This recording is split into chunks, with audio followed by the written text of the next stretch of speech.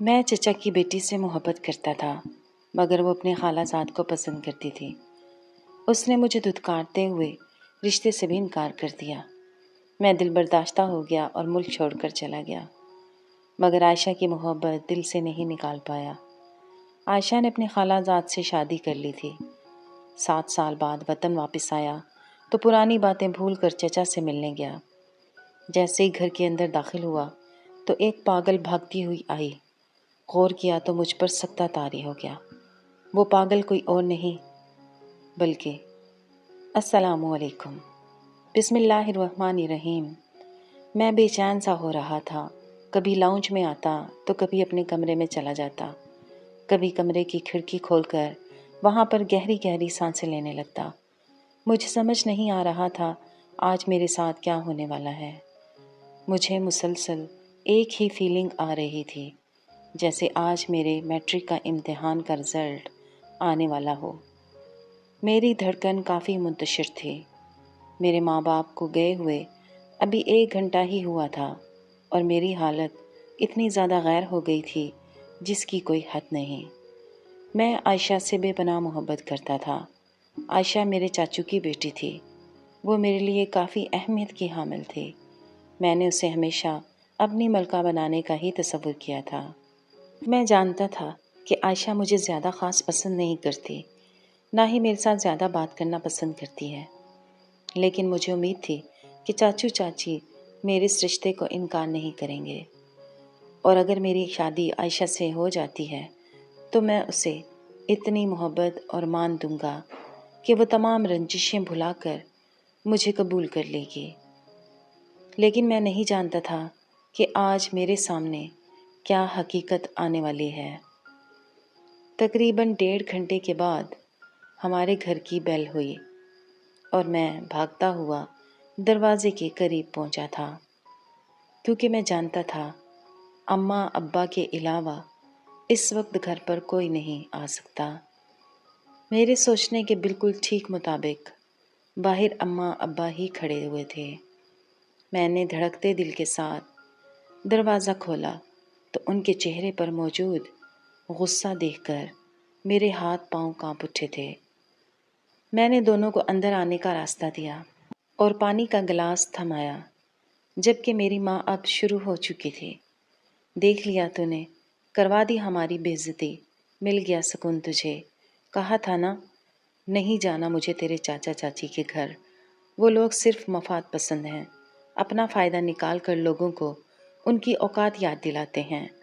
کر دیا نا ہمیں بھی دودھ میں سے مکھی، جبکہ میری حالت اتنی خراب ہو چکی تھی کہ اگر مجھے یہ لوگ حقیقت سے آشنا نہیں کرتے تو میں اس وقت ہی دل کے دورے سے مر جاتا۔ میں نے اپنے باپ کی جانب دیکھا اور ڈرتے ڈرتے بولا، ابا یہ اماں کیا کہنا چاہتی ہے؟ مجھے اس کی باتیں بالکل سمجھ نہیں آ رہی۔ سب خیر تو ہے نا؟ ابا نے میری جانب ایک بار دیکھا اور سپاٹ انداز میں کہنے لگے، تمہارے چاچو نے رشتے سے انکار کر دیا ہے۔ ان کا کہنا ہے کہ سرفراز کے پاس نہ ہی کوئی اچھی نوکری ہے اور نہ ہی اپنا گھر، اسی لیے وہ اپنی بیٹی عائشہ کی شادی تم سے نہیں کرنا چاہتے۔ پہلے تم کچھ بن جاؤ، اس کے بعد بات کرنا۔ جبکہ میں یہ بات سن کر حیران رہ گیا۔ اللہ کا شکر تھا میری نوکری اتنی اچھی تھی کہ میں آرام سے عائشہ کے ہر نخرے برداشت کر سکتا تھا۔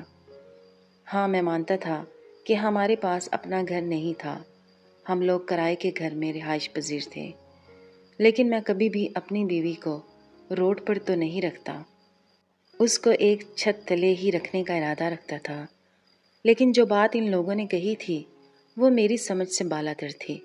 میں فوراً ہی سر نفی میں ہلاتے ہوئے الٹے قدموں ان کے گھر کی طرف بھاگا۔ میری ماں پیچھے سے آوازیں لگاتی رہ گئی تھی، لیکن میں نے کسی کی بھی ایک بات نہیں سنی تھی۔ میں خود براہ راست جا کر چاچو سے اس حوالے سے بات کرنا چاہتا تھا، کیونکہ میں جانتا تھا کہ اگر عائشہ مجھے نہیں ملی تو میں کہیں کا نہیں رہوں گا۔ میں جیسے ہی ان کے گھر پر پہنچا تو سامنے کا منظر دیکھ کر میں زمین میں گڑنے والا ہو گیا۔ میری محبت کسی اور کے ساتھ بیٹھی گپے ہانک رہی تھی۔ عائشہ کا کزن سفیان اس کے بے حد قریب بیٹھا ہوا تھا، ہنس ہنس کر اس سے باتیں کر رہا تھا۔ میں نے ضبط سے آنکھیں میچی تھیں۔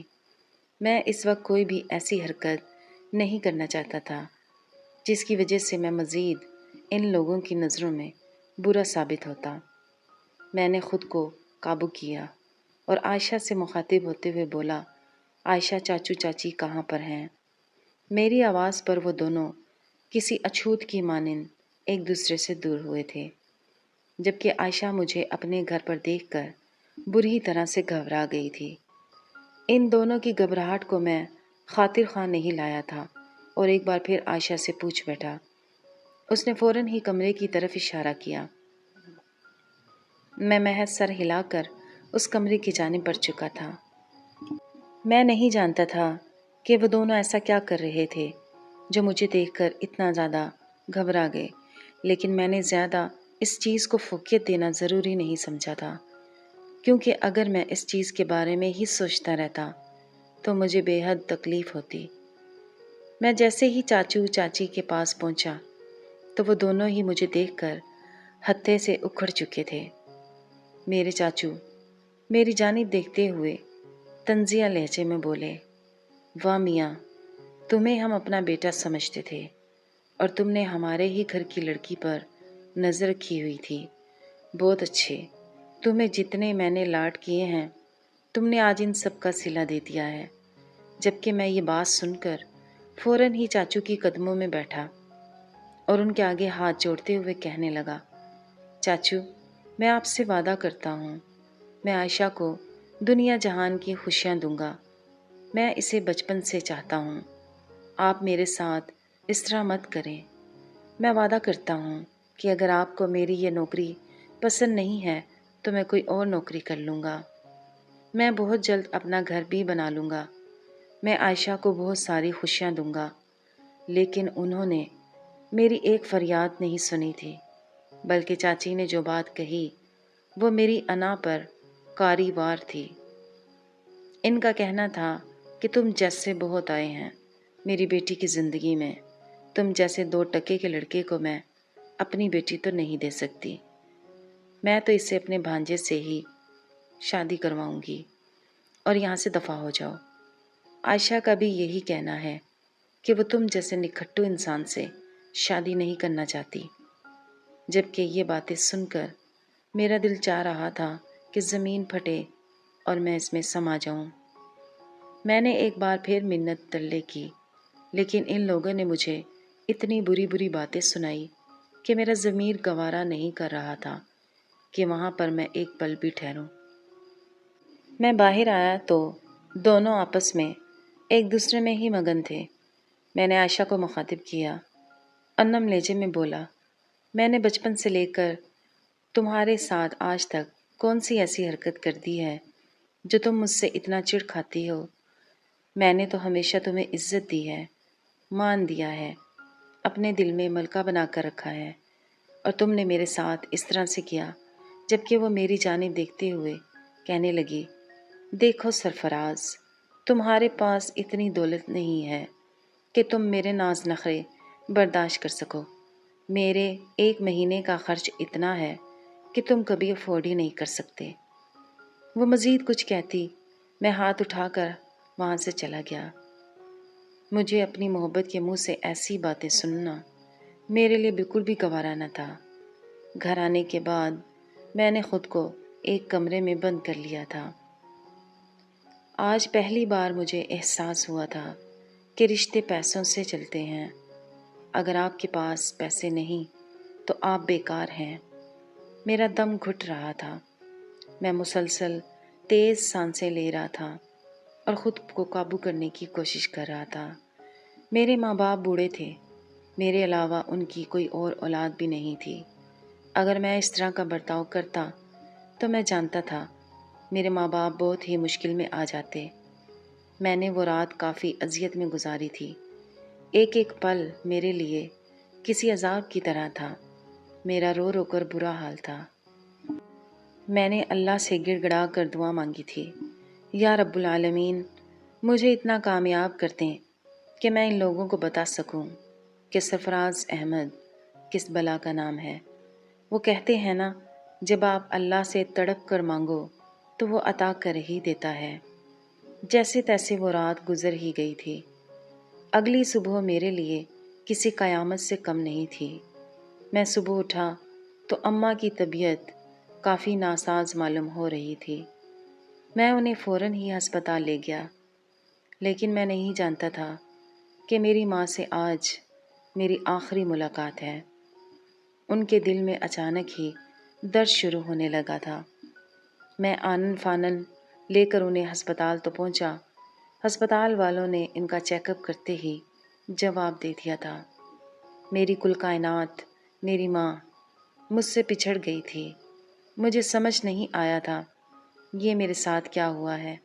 کل میرے سامنے اتنی بڑی حقیقت آئی تھی اور آج میں اپنی ماں سے ہاتھ دھو بیٹھا تھا۔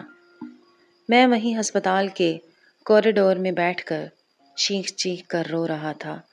مجھے لگا تھا کہ میرے چاچو چاچی ماں کی تدفین پر ضرور آئیں گے، لیکن وہ اتنے بے حس بنے کہ ان لوگوں نے ہمارے گھر میں جھانکنا بھی ضروری نہیں سمجھا تھا۔ میرے باپ کی حالت بھی کافی غیر تھی، کیونکہ میرے ابا نے میری اماں سے پسند کی شادی کی تھی۔ وہ بالکل بھی ان کی جدائی برداشت نہیں کر پا رہے تھے۔ میں نے اپنے باپ کو بہت مشکل سے سنبھالا تھا۔ تقریباً 5 دن بعد ابا کے دل میں بھی ویسا ہی درد ہوا، اور میں انہیں جب ہسپتال لے کر بھاگا تو وہ آدھے راستے میں ہی دم توڑ چکے تھے۔ میرے دونوں ماں باپ ہنستے کھیلتے میرے ہاتھوں میں ہی چلے گئے تھے۔ مجھے سمجھ نہیں آ رہا تھا یہ میرے ساتھ کیا ہوا ہے۔ میری پوری دنیا اجڑ گئی تھی، میرے پاس کچھ بھی نہیں بچا تھا۔ میں باپ کے مرنے پر یکدم ہی خاموش ہو گیا تھا۔ میری آنکھ میں ایک آنسو موجود نہیں تھا۔ محلے والوں نے میرا بہت ساتھ دیا تھا، اور خاص کر میری پھپھو، انہوں نے تو مجھے بہت ہی سپورٹ کیا تھا، اور جس کا مجھے انتظار تھا ان لوگوں نے ہمارے گھر کی جانب ایک دفعہ بھی دیکھنا گوارا نہیں کیا تھا۔ چلو اماں کے انتقال کا تو میں سمجھ سکتا تھا کہ وہ پرائے گھر سے آئی عورت تھی، لیکن ابا کے انتقال پر تو چاچو کو آنا ہی چاہیے تھا، لیکن انہوں نے ایک قدم بھی ہمارے گھر میں نہ رکھا۔ میرے لیے وہ دن عذاب سے کم نہ تھے۔ میں نے اماں ابا کی زندگی میں ہی باہر ممالک کی نوکری کے لیے اپلائی کیا ہوا تھا۔ میری بہت خواہش تھی کہ میں باہر جا کر پیسہ کماؤں اور عائشہ اور اپنی اماں کو لے کر ایک اچھے گھر میں رہوں، اور پھر ابا کے ساتھ حج یا عمرے کے لیے جاؤں، لیکن میرے سارے خواب ادھورے رہ گئے تھے۔ میری محبت میرے ہاتھ سے جا چکی تھی۔ میرے ماں باپ مجھ سے روٹھ گئے تھے، اور آج میں نے فیصلہ کر لیا تھا کہ میں اس سرزمین سے بہت دور چلا جاؤں گا، جہاں پر میرے اپنے ہی موجود نہ ہوں۔ میں وہاں پر رہ کر کیا کروں گا؟ اور کہتے ہیں نا، جب اللہ تعالیٰ سے آپ مانگتے رہو تو وہ آپ کی جھولی بھر دیتا ہے اور دعائیں بھی سن لیتا ہے۔ اور ایسا ہی ہوا۔ اماں ابا کے انتقال کے تقریباً 15 دن کے بعد میری نوکری وہاں پر پکی ہو گئی، اور مجھے اس کمپنی نے اپنے پاس بلا لیا تھا۔ کچھ ضروری کاغذات اور کام کے بعد باہر ممالک جانے کے لیے میں نکل پڑا۔ میری پھپھو نے مجھ سے بہت گزارش کی تھی کہ میں باہر ممالک نہ جاؤں، لیکن میں نے انہیں گلے سے لگا کر محض اتنا کہا تھا کہ جب میرے یہاں پر اپنے نہیں ہیں تو میں یہاں کیا کروں گا؟ میں کچھ عرصے بعد اپنی سرزمین پر واپس آ جاؤں گا، پریشان مت ہو۔ تب انہوں نے تڑپ کر کہا تھا، کیا میں تمہاری اپنی نہیں؟ کیا میں تمہارا کوئی خاندان نہیں؟ کیا میں تمہاری رشتہ دار نہیں؟ ان کی یہ باتیں سن کر میرا دل بھر آیا، اور میں نے انہیں سینے سے لگا کر اپنے باپ کا لمس محسوس کیا تھا۔ وہ میرے باپ کی چھوٹی بہن تھی، اور ابا کو بالکل باپ جیسا مانتی تھی۔ میں نے انہیں یقین دلایا کہ کبھی بھی آپ کو میری ضرورت پڑے تو بس مجھے ایک فون کر دینا، اور آپ کا بیٹا آپ کے سامنے حاضر ہو جائے گا۔ ان کا ماتھا چوم کر میں اپنی سرزمین کو ہمیشہ ہمیشہ کے لیے اللہ حافظ کر گیا۔ آج بھی مجھے ایک امید تھی کہ عائشہ اور اس کی ماں اماں ابا مجھ سے ملاقات کے لیے ضرور آئیں گے، لیکن وہ جب میرے اماں ابا کے انتقال پہ نہ آئے تو وہ مجھ سے کیا ملنے آتے۔ میں اپنی اس خام خیالی پر کہکا لگا کر ہنسا تھا۔ مجھے ایئرپورٹ تک چھوڑنے میری پھپھو آئی تھی۔ اس کے علاوہ میرے خاندان میں سے مجھ سے کوئی نہیں ملا تھا۔ میں خاموشی سے اپنے ملک پاکستان کو چھوڑ کر دوسرے ملک میں شفٹ ہو گیا تھا۔ وہاں جانے کے بعد مجھے بہت سی پریشانیوں کا سامنا بھی کرنا پڑا تھا۔ کسی سے بھی میری نہیں بنتی تھی۔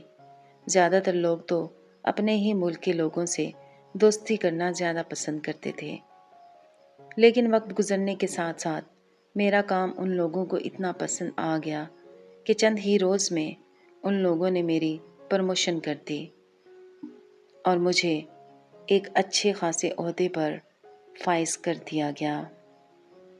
اب ہر کوئی مجھ سے دوستی کرنا چاہتا تھا، لیکن میرا دل بالکل اندر سے مردہ ہو چکا تھا۔ مجھے کوئی بھی پسند نہیں آتا تھا۔ میں بس اپنے ہی خول میں بند رہنے والا انسان تھا۔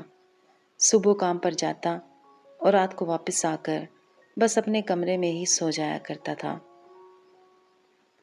وقت گزرنے کے ساتھ ساتھ میرے پاؤں وہاں پر اچھے خاصے جم گئے تھے۔ مجھے اب وہاں گئے ہوئے تقریباً 5 سال ہو چکے تھے۔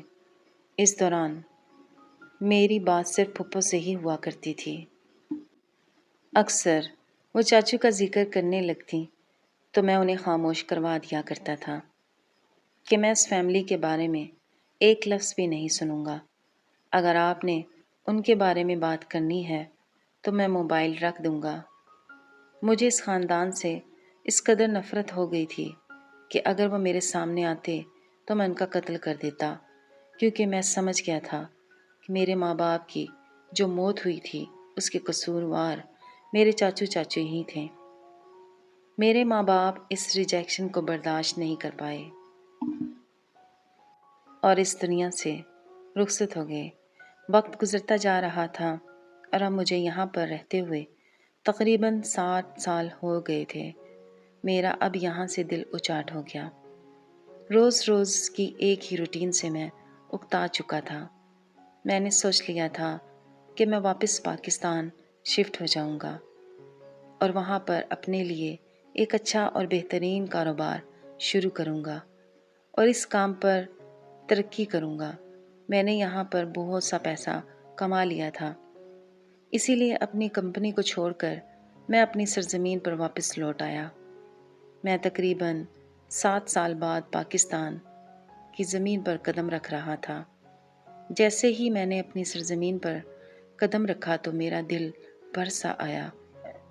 یہ وہی جگہ تھی جہاں پر کچھ سال پہلے میری پھپھو مجھے چھوڑ کر گئی تھی۔ اس وقت میں بہت ہی کمزور اور لاغر سا لڑکا تھا، لیکن اب مجھ میں اتنی طاقت اور ہمت تھی کہ کوئی بھی شخص میرے سامنے آتا تو میں اسے خرید سکتا تھا۔ میں نے ٹیکسی بک کی اور اپنے گھر کی طرف روانہ ہو گیا، لیکن میرا دل بہت اداس تھا۔ میں جانتا تھا میں اس گھر میں داخل ہوں گا تو میرے گھر والے اس میں موجود نہ ہوں گے، بلکہ اس گھر سے تو ایک الگ سی وحشت ہی ٹپک رہی ہوگی۔ میں نے ٹیکسی والے کا رخ قبرستان کی جانب موڑنے کو کہا۔ میں پہلے اپنے ماں باپ سے ملاقات کرنا چاہتا تھا، اس کے بعد ہی میرا ارادہ گھر کی جانب روانہ ہونے کا تھا۔ میں نے قبرستان پہنچ کر اپنے ماں باپ کی قبر پر سورہ فاتحہ پڑھی اور ان سے بہت ساری باتیں کر کے گھر کی جانب لوٹ آیا۔ گھر آتے ہوئے جو راستے میرے سامنے آ رہے تھے وہ سب دیکھ کر مجھے اپنا پرانا وقت یاد آتا جا رہا تھا اور میری آنکھیں نمکین پانی سے بھری ہوئی تھی۔ ٹیکسی والے نے مجھے میرے گھر کے پاس اتارا۔ یہاں کا پورا نظام تبدیل ہو چکا تھا۔ سامنے جو چھوٹی سی ریڑھی کی دکان تھی وہ اب ایک جنرل سٹور بن گیا تھا۔ پاس ہی بہت اچھا ایک واٹر پمپ لگا ہوا تھا۔ میرے چہرے پر اتنی ترقی دیکھ کر مسکراہٹ آئی تھی۔ میں نے اپنے گھر کی جانب رخ موڑ کر دیکھا تو ایک بار پھر پورا بچپن میری آنکھوں کے سامنے کسی فلم کی طرح لہرانے لگا۔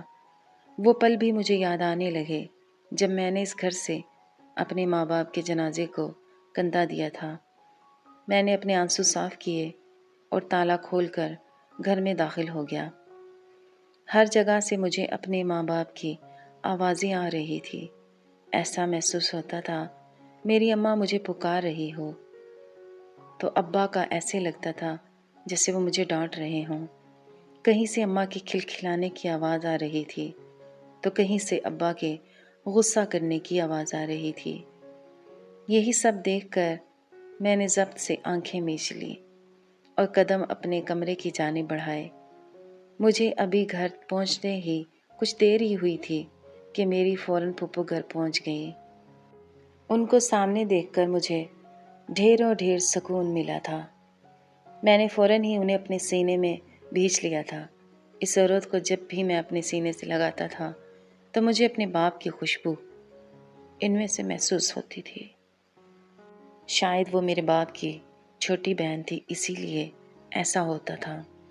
انہوں نے فوراً ہی مجھے گھر چلنے کی دعوت دی تو میں نے منع کر دیا کیونکہ میں آرام کرنا چاہتا تھا۔ اتنی لمبی فلائٹ سے میرا بدن تھک کے چور ہو چکا تھا، لیکن وہ بات ضد تھی کہ پہلے کھانا کھا لو، اس کے بعد آرام کر لینا۔ ان کی ضد کے آگے ہار مانتے ہوئے میں ان کے ساتھ ان کے گھر کی جانب روانہ ہو گیا۔ میری پھپھو ہماری ہی گلی کے آخری کونے پر رہتی تھی اور میں جانتا تھا اس گلی میں کسی اور کا گھر بھی ہے جس کی جانب میں دیکھنا بھی پسند نہیں کرتا تھا۔ میں جیسے ہی اس گھر کے پاس پہنچا تو میرا دل دھک سا رہ گیا۔ قدرتی طور پر میری آنکھیں اس دروازے کی جانب اٹھ گئی تھی جہاں پر کئی سال پہلے میں اپنی متاع جان کو چھوڑ گیا تھا۔ میرے چاچو ویل چیئر پر بیٹھے کافی کمزور معلوم ہو رہے تھے۔ یکدم ہی میرا دل بھر سا آیا تھا اور میں ان کی جانب قدم بڑھا چکا تھا۔ میں ان کے جیسا بالکل بے حس نہیں تھا۔ وہ میرا خون تھے اور میرے لیے کافی اہمیت کے حامل تھے۔ مجھے دیکھتے ہی ایسا محسوس ہوتا تھا جیسے ان کے جسم میں جان سی آ گئی ہو۔ وہ ویل چیئر سے اٹھ کر مجھ سے ملنا چاہتے تھے، لیکن میں نے انہیں وہیں بیٹھے رہنے دیا اور ان کے سامنے گھٹنوں کے بل بیٹھ کر ان کے سینے سے لگ گیا، جبکہ وہ مجھے سینے میں بھینچ کر دیوانہ وار میرا چہرہ چومنے لگے تھے اور اچانک ہی انہوں نے میرے آگے ہاتھ جوڑ دیے تھے۔ ان کا یہ عمل مجھے حیران کر گیا تھا، جبکہ اندر سے میری چاچی بھی باہر آ گئی تھی۔ وہ بھی مجھے دیکھ کر پاگل سی ہو گئی تھی۔ ایسا لگ رہا تھا جیسے میں کوئی انسان نہیں بلکہ ان کے لیے کوئی فرشتہ ہوں۔ وہ دونوں مجھے دیکھ کر بہت خوش ہوئے تھے۔ میری پھپھو نے مجھے ان کے گھر کے اندر چلنے کا کہا تو میں فوراً ہی گھر میں داخل ہو گیا اور سامنے کا منظر دیکھ کر تو میری روح ایسے لگتا تھا کسی نے کھینچ لی ہو۔ میری محبت میری عائشہ بہت ہی ابتر حالت میں لاؤنج میں بیٹھی ہوئی تھی۔ اس کے بال بکھرے ہوئے تھے جبکہ آس پاس کھلونے ہی کھلونے پڑے تھے۔ میں یہ سب دیکھ کر کافی بے چین ہوا تھا۔ میں نے حیرانگی سے اپنی پھپھو کی جانب دیکھا تو انہوں نے مجھے بیٹھ جانے کے لیے کہا، جبکہ میری چاچی میرے لیے فوراً ہی پانی اور چائے لے کر آ گئی۔ میں ان سے اپنی عائشہ کے بارے میں پوچھنا چاہتا تھا کہ یہ سب کیا ہے، لیکن اس سے پہلے ہی میری پھپھو دھیرے دھیرے مجھے تمام حقیقت سے آشنا کر گئی کہ تمہارے جانے کے بعد ان لوگوں نے عائشہ کی شادی سفیان سے کر دی تھی، لیکن سفیان ایک بہت ہی ناہنجار شخص تھا۔ اس نے عائشہ کو ذہنی طور پر برباد کر دیا تھا اور اولاد ہونے کے بعد اس کی اولاد کو بھی مار دیا تھا کیونکہ اسے بیٹا چاہیے تھا، لیکن عائشہ نے بیٹی کو جنم دیا تھا اور یہیں سے عائشہ کی بربادی شروع ہو چکی تھی۔ وہ جب حاملہ ہوتی تھی سفیان اس کے بچے کو اس کے بدن میں ہی ختم کر دیتا تھا۔ انہی وجوہات کی وجہ سے عائشہ کا ذہنی توازن بگڑ گیا اور وہ پاگل ہو گئی تھی۔ اور جب سفیان نے اس کو مکمل طور پر برباد کر دیا تو اسے چھوڑ کر اپنی ماں ابا کے ساتھ کسی دوسرے شہر چلا گیا، جہاں پر اس نے دوسری شادی بھی کر لی۔ جبکہ یہ سب سن کر میرے حواس کام کرنا چھوڑ چکے تھے۔ میں ابھی کچھ کہتا اس سے پہلے ہی میرے دونوں چاچا چاچی میرے آگے ہاتھ جوڑتے ہوئے کہنے لگے، سرفراز، ہمیں معاف کر دو، ہم نے تمہارے ساتھ بدسلوکی کی تھی، اپنے بھائی اور بھاوج کے جنازے میں بھی شرکت نہیں کی، صرف اپنی انا کو اونچا رکھنے کے لیے، اور آج دیکھو ہمارے ساتھ کیا ہو گیا، ہمارا تو کوئی بھی نہیں بچا، ہمارا سب کچھ برباد ہو چکا ہے۔ ہماری پھپھو بھی ہمارے گھر کبھی کبھی آتی ہے، میں نے کئی بار اس سے درخواست کی تھی کہ میری بات تم سے کروا دے تاکہ میں تم سے معافی مانگ کر اپنے دل کا بوجھ ہلکا کر سکوں، لیکن تمہاری پھپھو ہمیشہ مجھ سے یہی کہتی تھی کہ تم ہم سے بات نہیں کرنا چاہتے۔ یہ باتیں سن کر مجھے وہی پل یاد آنے لگے تھے جب پھپھو مجھ سے عائشہ والوں کا ذکر کرتی تھی تو میں انہیں فوراً خاموش کروا دیتا تھا۔ اب مجھے بے حد افسوس ہو رہا تھا کہ میں نے اتنی لاپرواہی کیوں برتی، میں نے کیوں اپنے آپ کو ان جیسا بنا لیا۔ میں نے فوراً ہی اپنے چچا اور چاچی کو معاف کیا اور عائشہ کا ایک بہترین ہسپتال میں علاج کروایا، اور کچھ دن کے علاج سے اور کونسلنگ سے وہ اتنی بہتر ہو گئی تھی کہ پہلے جیسی نظر آنے لگی۔ جب اس کی حالت کچھ بہتر ہو گئی تو میں نے سب کی موجودگی میں عائشہ سے نکاح کر لیا اور اسے اپنے گھر لے آیا۔ جب عائشہ میرے پیار بھرے لمس اور میری اپنائیت کو دیکھ کر مجھے قبول کر گئی اور اپنی ماضی کی تمام تلخیوں کو بھول چکی تھی، اور میں نے بھی ان سب کی معافی کو قبول کر لیا تھا اور اپنے بدترین ماضی کو بلا کر ان سب کو اپنے ساتھ ہونے کا یقین دلایا۔ میں چاہتا تو اپنے ان 7 سالوں کا بدلہ لے سکتا تھا جو میں نے وہاں باہر ملک میں تنہا گزارے تھے، لیکن میرے اس بدلے سے کچھ حاصل نہ ہونا تھا سوائے تکلیف کے، اور میں اب مزید تکلیف نہیں جھیلنا چاہتا تھا۔ ویڈیو پسند آئے تو لائک کیجیے، چینل کو سبسکرائب کیجیے۔ Thanks for watching.